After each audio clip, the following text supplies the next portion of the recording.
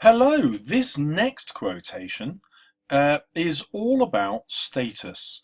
So Macbeth says this to Banquo's ghost at the banquet, directly after he's had Banquo, his best friend, if you like, murdered. So there's a lot we can do with this tiny quotation. Um, so let's look at some different interpretations. Well, first, this idea of sight is interesting. These remind us of Lady Macbeth's words after he killed Duncan, where she said the dead are but as pictures, and she also says that Banquo's ghost is just the painting of your fear. She focuses on the visual imagery to suggest that Macbeth is undone simply by the most obvious sense, if you like. Do you remember when he kills Duncan? He says, my hands pluck out my eyes. So what we have here is a character who stopped seeing properly. And so that could be an allusion to madness, or it could be suggesting that he now no longer sees the world as it is.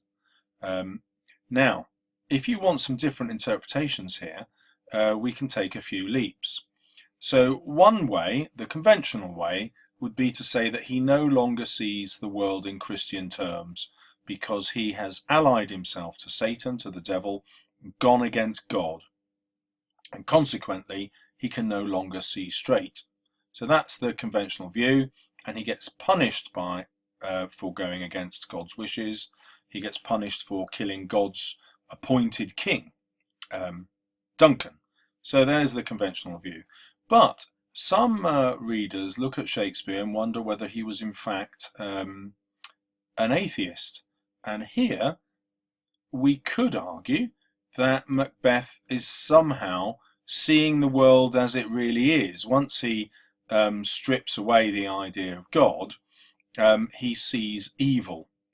And that's quite interesting, because then Banquo's ghost isn't there just to remind him of what he's done, to haunt him with his own evil, but also it asks us to question Banquo's actions. Is Banquo wholly good? Now that might seem a bit puzzling, but Banquo could have prevented this if he had gone to the Thanes, the lords, and after the killing of Duncan, and told them what the witches had said. That would have exposed Macbeth as having a motive for murder. But he doesn't do that, and the reason he doesn't do that is he realises by sacrificing himself, he's going to make his son Fleance king, and then the future generations will also be king. So that could be seen as Banquo entering into a similar pact of evil with the witches, but he just does it in reverse. Instead of murdering, he allows himself to be murdered. So clearly, in discussing this, I'm using it to support several interpretations. I'm totally analysing the language. Now let's look at the form and structure of this language. Well, what's interesting here is the use of thee.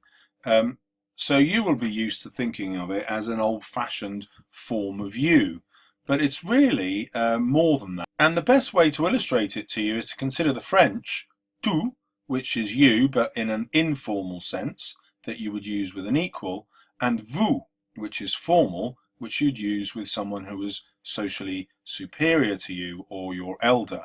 And the same thing exists in Spanish. Tu is informal, usted is more formal, and you would use usted for someone that you need to respect socially. Well, what we have here is you, in Shakespeare's time, is used as the more formal, and thee is used as the more informal. So we can analyse this now, and Macbeth is using the informal address of Banquo to try and reduce his status. Now, why is that so important? Well, because it reveals Macbeth's greatest fear, that actually Banquo's status is not reduced. It's going to be higher than his, because Fleance is going to become king, and then the generations after, descending from Fleance, will also be king. So Macbeth's status is only temporary. He's only borrowed kingship, if you like. Do you remember he said, "Why do you dress me in borrowed robes?" when he was first given the Thane of Cawdor title? Well, here he can absolutely see that he's borrowed kingship, and it's not permanent. It's going to pass on to Banquo, but he puts Banquo down as though to deny that Banquo is going to have it. And then this use of the word earth is really interesting. Instead of thinking in terms of heaven and hell, Macbeth seems to have rejected this Christian kind of way of looking at the world, and he's imagining the whole earth as being something he can command. Now, the flip side of that, of course, is that the earth is going to fight against him. It's like the whole of nature fights against him. And you'll probably remember that when he kills Duncan, there are rumours of the earth giving up the dead, as though the whole earth has rebelled. So here we've got an image of Shakespeare thinking about good and evil, but outside the idea of a Christian tradition. It's a much older, more pagan form.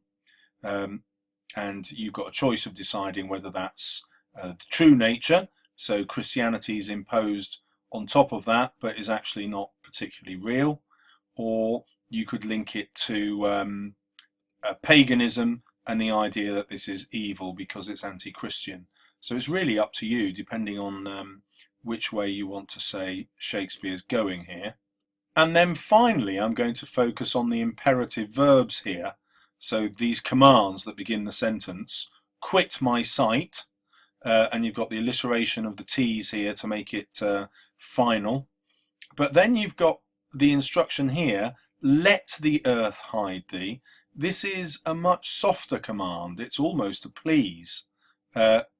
And so here he realizes that he can't command the earth. Nature is more powerful than him.